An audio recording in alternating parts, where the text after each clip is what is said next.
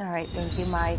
A new scam is targeting people here in the Valley, and this one has criminals coming right to your door. Joining us now, this Behind the Badge, are Officer Laura Villicana and Detective Mark Evans from the Financial Crimes Section. Thank you both so much for joining us. Yes. Thank you for having us. And unfortunately, yes, you said it correctly. Scammers are always looking for different and unique ways to scam people in our community. And this particular scam, we've posted about it on our social media, but I wanted to bring in Detective Evans to kind of talk about it a little bit more. Yeah, so what's going on? What should we be looking out for? So first, this is a form of social engineering. So what the people are doing is they're contacting citizens and they're pretending to be the bank. And they are very good at this. They practice this all the time. And they're convincing them that they have fraudulent charges on their account. And they believe it. And what they tell them is, hey, in order for us to remedy this, we'll send someone to your house to pick up the card to help you get a new card and take care of the transactions. Wow. Instead of telling them to shred it on their own, they're telling them, we're going to send someone to come take your card from you to your house. So people are now giving them their address to have them come to their home. Absolutely. Right? So they're giving over their information.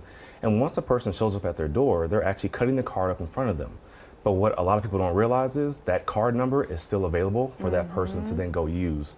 And by the time they realize it, their bank accounts are being emptied out within a matter of hours. Wow.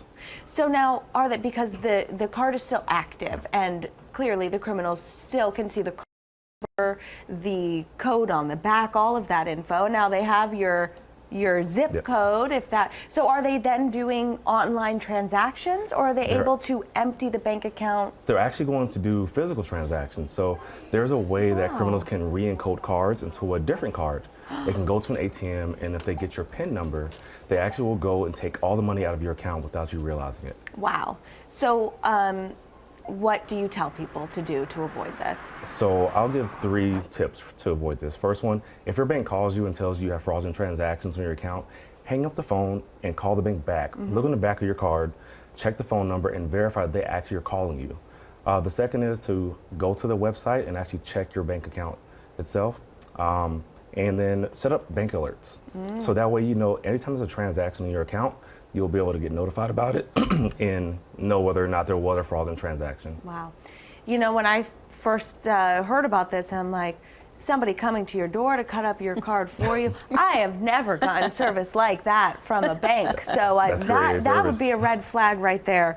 Okay, well, thank you very much. And lastly, what can somebody do if they've already fallen victim for this Contact crime? LVMPD, make a report. That way we can investigate it and try to identify the person who's doing this. Okay, thank you both so much for joining us. Thank you. Thank you. All right. If you have a question for Metro, please send us an email to behindthebadge@fox5vegas.com.